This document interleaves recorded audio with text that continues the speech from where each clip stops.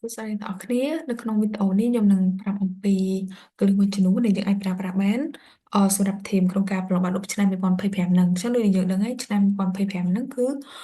ការប្រឡងបាក់ឌុបគឺជិតមកដល់ហើយនៅសល់3ខែទៅទៀត14សប្តាហ៍ទៀតគឺថ្ងៃ18 19អញ្ចឹងទៅយើងត្រូវត្រៀមឲ្យបានច្រើនមុននឹងចូលសមត្ថភូមិអញ្ចឹងណានេះគឺជា tip ដែលខ្ញុំធ្វើកាន់ពីឆ្នាំខ្ញុំជោគជ័យហើយសិស្សប្អូនច្រើនជំនាន់ណាដែលគាត់ជោគជ័យផ្ញើឆាតវិសេសមកអញ្ចឹងអ្នកនរគ្នាក៏អាចជោគជ័យដែរបាននិទ្ទេស A អូខេអញ្ចឹងអ្នកនរគ្នាអាចចូលក្នុងក្រុមនេះបានព្រោះខ្ញុំមានព័ត៌មានអីដែលខ្ញុំផ្ញើចូលក្នុងក្រុមនឹងអញ្ចឹងណា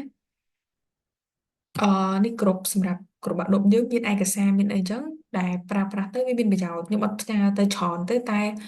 មួយគឺយើងអាចប្រើប្រាស់បានអញ្ចឹងអាចចូលក្នុងក្រុមនឹងបាន មួយទៀតអានេះភាសាថៃcoffin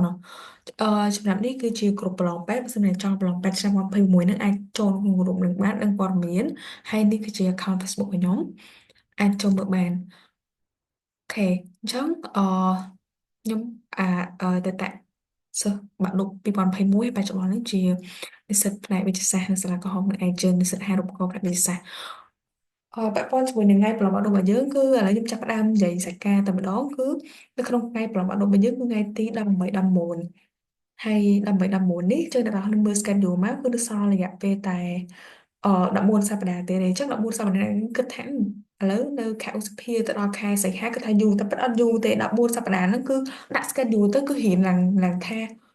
អឺហ៊ានខ្វះហងអញ្ចឹងណាតែមិននៅ ignore ទៀតនៅគិតថានៅយូរទៀតគឺអ្នកនរនឹងដល់ពេលថ្ងៃដល់ពេលខែនេះខែកក្កដាលើខែ6អីនឹងមានអារម្មណ៍ភ័យតែម្ដងមានអារម្មណ៍អត់បានត្រៀមខ្លួនណាហើយកន្លឹះរបស់ខ្ញុំគឺបើសិនជាអ្នកត្រៀមខ្លួនហើយណាអ្នកទាំងនោះជោគជ័យ90%ហើយបើសិនបើយើងមានអារម្មណ៍ថាមិនទាន់ត្រៀមខ្លួនណាកម្រិតនៃការជោគជ័យរបស់យើងនឹងកាន់តែតិចចឹងហើយ14សប្តាហ៍ហ្នឹងគឺត្រូវអត់រយៈពេលយូរវិញណានេះគឺជាតារាងបន្ទុកសម្រាប់ថ្នាក់វិទ្យាសាស្ត្រសម្រាប់ថ្នាក់សង្គមចឹងតែនេះ tip របស់ខ្ញុំគឺធ្វើមិនយកបន្ទុក hit the point A គ្រប់មុខតែម្ដងដូចជាខ្មែរអញ្ចឹងទៅយើងអត់ care ទៅយើងបានថា68ហូបអីក៏បានដែរគឺយើងយកធ្វើម៉េចឲ្យបានតែ A បានតែ A ច្រើនមកដោយសារនិទេសគឺតំណាងថា12ឆ្នាំហ្នឹងណាហើយរៀនគណិតយូរហើយកាន់តែចាក់ទី1ដល់12តែអ្នកនេះបាននិទេសអីគឺវាសរុបរយៈពេលនៃអ្នកនេះរៀន12ឆ្នាំអញ្ចឹងកុំឲ្យមានរៀន12ឆ្នាំតែយើងបានបន្ទុកវិជ្ជាជីវៈអញ្ចឹងខំរៀនអស់លុយរៀនគួររៀនអីអញ្ចឹងបានតែបានអីអញ្ចឹងណា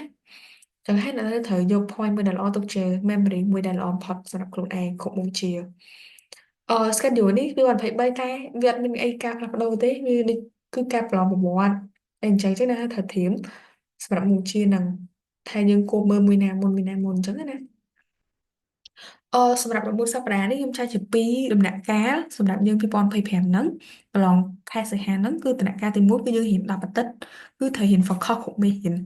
10អាទិត្យនេះគឺយើង focus គ្រប់មេរៀនដើម្បីឲ្យចាំឡើងវិញដោយសារដូចជាឧទាហរណ៍មេរៀនរូបអញ្ចឹងមេរៀនណានៅយូរហើយយូរខែហើយយើងរៀនកាន់ដំបូងចឹងយើងអាចផលិតឲ្យមេរៀនហ្នឹងគឺចេញប្រឡងច្រើនអញ្ចឹងអ្នកនរគ្នាគឺប្រើរយៈពេល10សប្តាហ៍ហ្នឹង review គ្រប់មេរៀនបន្ទាប់មកនៅសល់ពេល4សប្តាហ៍មុនប្រឡង nên làត្រូវការរៀនឆ្លាស់មុខរាល់ថ្ងៃដើម្បីឲ្យយើងកុំឲ្យភ្លេចមុខវិជ្ជាណាមួយអញ្ចឹងណា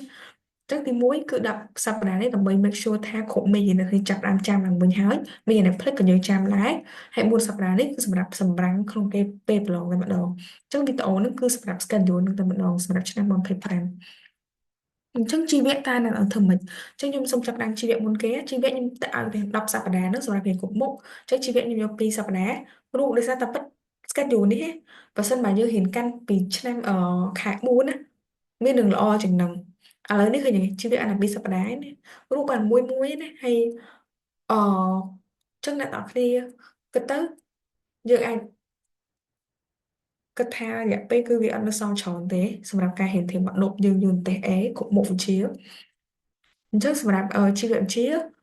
អឺឥឡូវនេះថ្ងៃ11អញ្ចឹងខ្ញុំ start ពីសប្តាហ៍ to which អញ្ចឹងចាប់ផ្ដើមពីថ្ងៃ11ដល់ថ្ងៃទី24អញ្ចឹង start រៀនជីវវិទ្យាថាជីវវិទ្យាច្រើនណាហើយធៀបមកខ្ញុំក្នុងការរៀនជីវវិទ្យាទី1យើង focus ទៅលើជីវៈមកមានន័យថាពីរទៅនឹង focus ទៅលើជីវៈហើយរៀនរបៀបមិនទី1គឺអ្នកទាំងនេះទិញគ្រប់មេរៀនទាំងអស់ដែលចេញប្រឡងមេរៀនដែលចេញប្រឡងនេះអឺអត់ចេញពីក្នុង spam ទេចេញពីsimulation spam អត់ចេញទេនិយាយអង្គ spam មកដល់ធំនេះតែប្រហែលអីទេ trên phép ở đó chắc đang tên mi hiện tượng miễn là bay mi hiện tế cứ tên tượng xong rồi này không mi hiện nữa hai để tặng đi ở trong càng tính ai cho tam phải đi cậu bé nó còn cho tam đi tàu nhưng các bạn với tàu ní nhưng sầm làng sầm núi bên theo sầm lạc bạn lúc nó cứ bên nằm rồi mình mà rồi học sầm mưa sầm núi cũng mi hiện trên lòng mong ấy hay cho nó trong playlist của nhóm nó đấy cho nó là khao nhóm cho nó playlist hay cho cái này sầm làng sầm núi nữa cứ ăn bên trên coffee thể chỉ làm này cái nào để sao tại nó sẽ là nhóm nó khổ con មានសភៅមួយដែរខ្ញុំដាក់បង្ហាញទេគឺសំណួរដែលគាត់ចេញនិស្សិតសើអេគឺមានរាល់ឆ្នាំតែម្ដងសម្រាប់ជីវៈគឺអត់មាននេះជាវិជ្ជា critic មួយឲ្យតែយើងតែងសំណួរហ្នឹងទៅខ្ញុំសម្រាប់ស្រង់សំណួរចេញទៅគឺ161សំណួរដែលអាចចេញហើយមានក្នុងហ្នឹងឯងតែក្នុងខ្ញុំប្រាប់សំណួរឯងអត់មានចម្លើយអញ្ចឹងយើងអាចរកចម្លើយតាមណាក៏បានតាមគ្រូយើងក៏បានតាមសភៅណាក៏បាន it's okay ហើយធៀបក្នុងខ្ញុំក្នុងការរៀន13មេរៀនជាងប្រឡងហ្នឹងអ្នកនរគ្នាទី1ស្រង់សំណួរ อันนี้คือสำนวนสดมองสรองเหมือนบัดแพะเยอะกับานไหนสรองให้ยังเต็งตามสำนวนหนังให้ยังมือมะบันให้จะบัดธรรมดาสัพเพเหมันมีนสำนวนจำลายแต่นั้นให้สรองสำนวนสันให้ยังเต็งตามสำนวนหนังเปอร์เซ็นต์อดมีนจำลายเปอร์เซ็นต์มันมีนจำลายนั้นให้ใจแต่ลุยมือจำลายหอยไปปล้องยังมีนไอ้ช่วยลุยมือมีนไอ้ช่วยเอ่อมีนไอ้ช่วยเธอยังมือดังจังเป็นจังนั่นแหละสรองสำนวนตัวออกมาให้ยังมือให้ไปยังมือตัวโม้หรือตัวมืออันของบะแล้วตอนนั้นของบะแต่ Ờ, cha mình mang mình nói nhưng mưa lần thì pi mưa lần thì bay thì buồn thì chết đó là nào đọc bay miền nước mưa xa đon bay đon lên chết cha trò này hay anh ấy phơi đi vì làm thẻ mồi sườn ta mà sườn mà nhóm ta mà họ mua cứ vi cho không mong như cô đau mong ấy cho ai cho playlist mà hay playlist nó để cái mơ là pi mơ nè chia ngày chắc châu mơ máu cái này đi nhom nai no máu hay chọn nam hiền tàm năng máu cọt sầm nụ máu hành tinh mơ sầm nụ mơ chùm lại mơ sầm nụ mơ chùm lại hay đọc bây chật blog là mình là sầm nụ sắp nhưng anh yes anh test của này bài này chắc thi bên ca mơ đọc bây mê hiền nó cứ phần đằng ấy và tao bị mơ chọc hỏi start mơ bị mê hiền này thọp trên blog ấy sắp hơi không bật chấp chụp bút cho anh ấy mơ các bạn ăn các bạn hay mê hiền tao ông số sầm khảm một xuống đi cái thời tầm mới đấy ông sắp hơi nè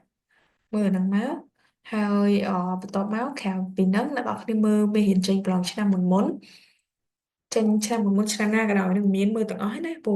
គេអាចយកសារមកចេញនេះនេះចឹងក៏សួរសភៅនេះអាចរកទិញបានសិតល្អល្អណាសភៅនេះដាក់មកនេះអាចរកទិញបានអូខេប៉ណ្ណឹងហើយវ៉ាខុសកន្លែងនេះ161សំណួរត្រូវតែចេះហើយរបៀបផ្សេងក្នុងការមើលគឺទៅសេសំណួរមកមើលតាមហ្នឹងណាហើយសភៅនេះគឺត្រូវមើលងាសារ កម្រងញាសាយើងមើលមកហើយស្វ័យសង្កាត់មកកស៊ូហើយស្ពើនេះក៏ល្អដែរចឹងអាចទិញបានជីវៈគឺប៉ុណ្ណឹងពីសប្តាហ៍ហ្នឹងមើលអស់13មេរៀនហ្នឹងហើយបើអាចទៀតមើលញាសាទាំងអស់ហ៎តបមកជីវៈជីវៈដល់សប្តាហ៍ទី3អញ្ចឹងយើងរៀនតែមួយទឹកទេណាជីវៈសុំទោសរូបវិទ្យាយើងរៀនមួយទឹក25ដល់31ហ្នឹងគឺមើលធ្វើអីខ្លះសម្រាប់រូបវិទ្យាគឺអ្នកទាំងអស់គ្នាអាចអឺទីមួយយើងត្រូវតែរៀនយូរលំហាត់ការរៀនលំហាត់ទីមួយមេរៀនទី1រហូតដល់មេរៀនដែលគេចេញប្រឡងណា អញ្ចឹងដើម្បីរៀបយូរលំហាត់ហ្នឹងគឺធ្វើម៉េចគឺយកលំហាត់ដែលយើងធ្លាប់រៀនគោព្រោះធម្មតារូបយើងរៀនគោហើយយើងយកលំហាត់ដែលមករៀនគោមកធ្វើសារឡើងវិញទាំងអស់ដូចខ្ញុំចឹងនេះលំហាត់មកអ្នកគ្រូគាត់ដាក់ឲ្យអញ្ចឹងណាខ្ញុំយកមកធ្វើសារឡើងវិញតែវាច្រើនណាស់ត្រូវអត់តែអ្នកនរគ្នារបៀបក្នុងការធ្វើគឺអញ្ចឹងអឺយករូបធាតុហ្នឹងមកឲ្យយើងធ្វើលក្ខណៈថាអត់ធ្វើរបៀបព្រឹកព្រៀងទេអត់ធ្វើរបៀបសរសេររោគអីយើងធ្វើម៉េចឲ្យចេញចម្លើយមក អឺក្នុងការរៀនលើកដំបូងគឺចង់ធ្វើឲ្យចេញចម្លើយដើម្បីអីដើម្បី review រូបមន្តឡើងវិញអូខេអញ្ចឹងដើម្បី review រូបមន្តឡើងវិញគឺយើងធ្វើលឿនណាស់គឺយើងធ្វើដើម្បីចេញចម្លើយឲ្យត្រូវអញ្ចឹងណាវាព្រៀងអញ្ចឹងណាបន្ទាប់មកចាប់ផ្ដើមចរិតណាអត់ច្បាស់មានសំណួរអីព្រោះធម្មតារូបមានសំណួរយើងលេខកត់ដាក់សភៅមួយទុក review មកហើយសភៅសង្ខេបរបស់សួរនេះគឺអាចភ្លេចទេណាតែធ្វើអស់មួយសប្តាហ៍ហ្នឹងណាចុះមិនថាអ្នកនរឃើញមួយសប្តាហ៍វាតិចខ្លាំងដែរតែวันนี้ចំណាយពេលអត់ធ្វើគឺអឺ ដាក់14 សប្តាហ៍ហើយមានអារម្មណ៍ថាមួយមុខតិចទៀតជួបមកថាប្រហែលប្លែងអត់ធ្វើអីទាំងអស់មានតែខោចពេលហើយនិយាយអីកាន់តែឆ្ងាយទៅហើយអញ្ចឹងលោកវិទ្យាកុំភ្លេចមើលកន្លែងស្វ័យសង្ខេបហ្នឹងមានលំហាត់ហងគឺត្រូវតែធ្វើអស់ហ្មងក្នុងសភៅហ្នឹងអត់មានខ្វះចន្លោះទេណាទាំងសំណួរទាំងលំហាត់អូខេមានពេលកុំភ្លេចធ្វើតាមសភៅក្នុងសួរនេះសភៅកន្លែងបញ្ចប់អីអញ្ចឹងណាពូធ្លាប់មានឆ្នាំណាវាចេញតាមសភៅហ្នឹងដែរតែនៅតែ focus លើហ្នឹងណា vô lùm hạnh mình đã khổ cho mà thua sao làm mình thua prin prin trên lá cho nên nào chắc bác cọt ra tục tới tục mớ hay mưa phần sẽ khảo một số thở mờ ở tàng sùng núi tàng lùm hát hay tên po bùi miên sờ nổ khăn bùi miên nó sờ nổ bay luôn không bên là mà sờ nổ bên nào nhưng tên nhé khảo năng lùm hạnh hay nhiều xa luôn nếu bạn đột là bạn phải buồn nó cứ trơ tại mưa thở ở thế chẳng luôn mình là phần nắng ấy đấy mà ra chimi kimi có copy rồi mà tính đến là đọc đây dùng hẳn vừa làm mình tập là miền cũng mì hiền nắng là miền củ chay lò nắng tập tập má thôi làm hành tập mì hiền ní là mấy cái đọc mì hiền nên phải có ra đi rùng thì thích đi rùng cho hay phơi nhiều xa kimi cho một môn màu hay hay phơi bên thơ cho một môn nó bên phơi hay một kho nhưng chay không phải mình trở lại chay hay nhưng em rủ chay nó rồi canh là lỏ áนี่สะพานนี้สะพานยมแดกยมมานึกไอ้ปราแบรนด์này ok សម្រាប់កណិតវិញcòn chẳng đấy hiện tam bây hiện là chơi blog đấy bây hiện là chơi blogคือปันนี้จะได้มือจะบ้าmiền khác trên thế thì chị đây là về bạn mà thiệp ấy á, chứ nhưng thời vật khó tôi miền chơi blog sẵn mơ mới hiện nắng á mơ sao là mình háo đôi chỉ limit đôi chỉ căn này anh chắc mơ được muốn bởi cho bạn sao là mình háo cái đó mình hiện háo trở lại về mặt tất đấy hay mặt tất hết phương như saoตอนไปก่อนเพจบูเนี่ยสรีนี้เอานันลบให้เพื่อให้ยืนใจกายแปร improve เวลาចឹងកណិតពីសប្តាហ៍ហ្នឹងគឺធ្វើបណ្ដឹងទីមួយទៅដល់មេរៀនទីពីរធ្វើភាសាឆ្នាំមុនមិនមានពេលធ្វើភាសាថ្មីថ្មីក្នុងគោរពនឹងដាក់ឲ្យនឹងសម្រាប់ប្រវត្តិអ្នកតើគេថាពិបាកប្រវត្តិយើងមានត្រូវធ្វើតាមច្រើនអញ្ចឹងណាតែអ្នកនរគ្នាមិនបាច់បារម្ភទេចំពោះមុខវិជ្ជាប្រវត្តិមួយគឺសិស្សប្អូនរបស់ខ្ញុំកាន់ពីអ្នកយូរឡើងដល់70,000នាក់អឺសិស្សប្អូនរបស់ខ្ញុំហ្នឹងគឺកាន់ពីគ្រប់ជំនាន់មកណាប្រវត្តិគឺពិសេសសិស្សថ្នាក់វិទ្យាសាស្ត្រគឺគាត់អត់ដែររៀនប្រវត្តិហ្មងខ្លះតែគាត់មើលតែវីដេអូខ្ញុំណាគឺ success អាចបាន A បាន B ទាំងចឹងហ្មងអញ្ចឹងអ្នកនរគ្នាប្រវត្តិមិនខ្វល់ច្រើនទេចូលក្នុង playlist របស់ខ្ញុំមកហើយមើលកន្លែង playlist ឆ្នាំ2025នេះណា2025ណាហើយចូលមើលពីកម្រងសំណួរប្រវត្តិនេះចូលមើលអស់រយៈពេល2អាទិត្យហ្នឹងណាប្រវត្តិអានេះបានមកមិន A ក៏ B ដែរអត់មានអីពិបាកជា critic ខ្លាំងទេដោយសារតែសំណួរដែរ10ហ្មងហើយចេញភាសាឆ្នាំមួយអីគឺខ្ញុំដាក់ចូលក្នុងទាំងអស់ចឹងហើយមើលទៅមកមិន A ក៏ B ហើយជួយបញ្យល់ជាមេរៀនជួយបញ្យល់ជា tip ក្នុងការសរសេរជាអីមកទាំងអស់ចឹងអ្នកនរគ្នាអត់មានសម្ពាធអីច្រើនទេពីសប្តាហ៍ហ្នឹងមើលហើយមើលទៀតសិស្សប្អូនខ្លះគាត់ឲ្យ feedback មកគាត់ឆាតមកអរគុណគាត់និយាយថាគាត់ស្ដាប់ហើយអីចឹងណាបានទេ A ប្រវត្តិតែគាត់អត់បានរៀនកាលពីដើមឆ្នាំអញ្ចឹងទៅអូខេចឹងចូលមកអង់គ្លេសវិញគឺសប្តាហ៍ទី1ដែលរៀនអង់គ្លេសគឺប៉ុណ្ណេះចូលដល់ July គឺខែ 7ហើយអូខេអញ្ចឹងអីដែលអ្នកណាធ្វើគឺអង់គ្លេសអ្នកថាសៀវភៅនេះគឺល្អហើយមិនសៀវភៅភាសាឆ្នាំមុនហើយមាននៅក្នុងក្រុមដែរនៅក្នុងក្រុមសើភាសាឆ្នាំមុនច្រើនណាស់ក្រុមដែលខ្ញុំមានហ្នឹងណាអញ្ចឹងអត់មានអីនេះទេហើយហ៊ានធ្វើហ្នឹងធ្វើភាសាឆ្នាំមុនហ្នឹងគួយស្អឹមសម្រាប់ grammar និងសម្រាប់vocabulary ហ្នឹងvocabulary ហ្នឹងគេអ្នកនរនេះអាចប្រសិនបើមានចម្ងល់កន្លែងណាអាចកត់ត្រាទុកឲ្យបន្តិចព្រោះប្រឡង at least ក៏មាន3ទៅ4 fashion ដែលវាចេញឆ្នាំមុនហ្នឹងណាហើយឆ្នាំមុនខ្លះពេលខ្លះយកមកវាច្រើនមានអីចឹងណាមានសភៅនេះមាននៅក្នុង file របស់ខ្ញុំហ្នឹងនៅក្នុងក្រុមហ្នឹងច្រើនអញ្ចឹងកត់ត្រាមកហើយហាត់ធ្វើហាត់សរសេរហាត់អីមកធ្វើមិន yes អង់គ្លេសអត់សូវ critic មែនទេធ្វើមិនយកបន្ទុកបានច្រើនព្រោះវាជាបន្ទុកជំនួសអញ្ចឹងណាហើយឲ្យមាន good background របស់យើងណា ចូលមកដល់ភាសាខ្មែរដូចគ្នាភាសាខ្មែរក៏ដូចគ្នាដែរអ្នកនរគ្នាអត់មានអីសម្ពាធច្រើនទេមើលរឿងតាម YouTube នេះគឺនៅក្នុងនេះអី playlist របស់កស៊ូណាមានអ្នកគ្រូគាត់បញ្យល់ពីរឿងយើងមើលរឿងហ្នឹងណាថារឿងណាដែលមានជាក្លាប់បៃលិនរឿងអីចឹងទៅគាត់បញ្យល់សង្ខេបឲ្យមើលនឹងហើយពីមួយទឹកហ្នឹងណាមួយទឹកគឺរបៀបសរសេរក្នុងការថ្លែងក្តីខ្ញុំមិនសូវហ៊ានច្រើនទៅខ្មែរតែខ្ញុំចេះ tip ក្នុងការធ្វើបានបន្ទូចច្រើនអឺនេះរបៀបនេះអានេះដែលមើលទៅរៀងសំពាធទេតែអ្នកនរគ្នាឃើញចេះទៅចូលនៅក្នុង playlist របស់ខ្ញុំ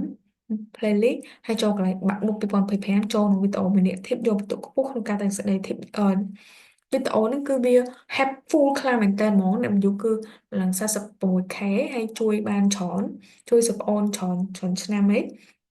គឺគាត់ទៅសេតាមរបៀបថាយកបន្ទុកបានខ្ពស់ហ្មងនេះនឹងវីដេអូហ្នឹងណាគឺយកបន្ទុកឲ្យបានខ្ពស់អ្នកនរគ្នាពេលខ្លះគឺ mơ còn là mơ tay sẽ đây dương máu ấy cứ đơn thay dương ai làm tụ phu ra một đòn để sai dương ở trên làm việc trong ca vô bình tụ cái lành khác cái áo tụ phu thì người sẽ tịch cái lành khác cái áo tụ tích nhưng sẽ tròn trước tôi bị ấp tần đấy ấy. Còn mơ tất đơn tha tay sẽ đến người ai làm tụ phu thì tay được bên này dương đơn thiệp này ca vô bình tụ